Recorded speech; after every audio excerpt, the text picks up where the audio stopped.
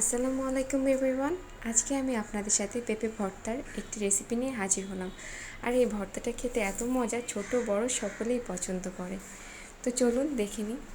তো আমি এখানে একটি প্যান গরম করে নিয়েছি আর দিয়ে দিচ্ছি 1/4 কাপ তেল। এখন আমি দিচ্ছি জিরা আর দিয়ে দিচ্ছি 2টো শুকনো মরিচ। এখন এগুলোকে খুব ভালোভাবে নেড়েচেড়ে নিচ্ছি। এগুলোকে হালকা ভেজে নিতে হবে। আর দিয়ে দিচ্ছি 1/4 কাপ রসুন কুচি। এখন এই রসুন কুচিগুলোকে খুব ভালোভাবে ভেজে নিচ্ছি। আর দিয়ে দিচ্ছি 1/4 কাপ পেঁয়াজ কুচি। খুব ভালোভাবে ভেজে নিতে হবে এগুলোকে। মিডিয়াম আঁচে ভাজতে হবে, না হলে এগুলো পুড়ে যাবে। তো এগুলো এইভাবে করে আমি ভেজে নিয়েছি। এখন দিয়ে দিচ্ছি 1 চা চামচ হলুদের গুঁড়ো আর দিয়ে দিচ্ছি 2 চা চামচ চিনি। চিনি দেওয়াতে এর স্বাদটা দ্বিগুণ পরিমাণ বেড়ে যাবে। আর লবণ দিয়ে দিচ্ছি স্বাদ মতো।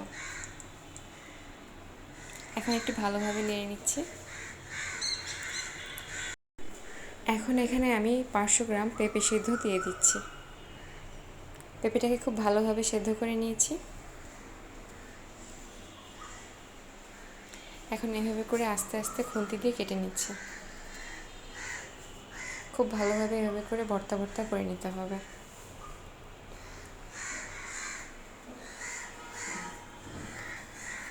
এটা খুব ভালোভাবে মিশিয়ে নিতে হবে।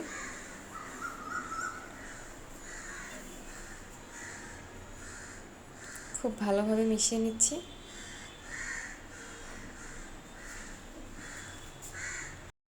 এটা এভাবে করে ভাজতে ভাজতে পানিটা শুকিয়ে ফেলতে হবে। চেষ্টা করবেন বেশি পানি শুকিয়ে ফেলার।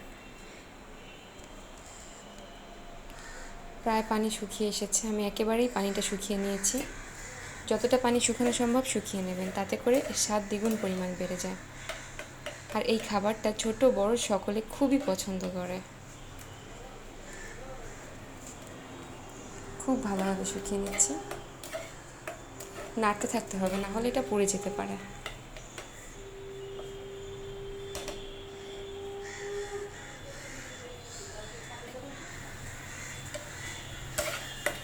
তো এইভাবে ভাজতে ভাজতে শুকিয়ে গিয়েছে আর আমার পেঁপে ভর্তাও তৈরি হয়ে গিয়েছে।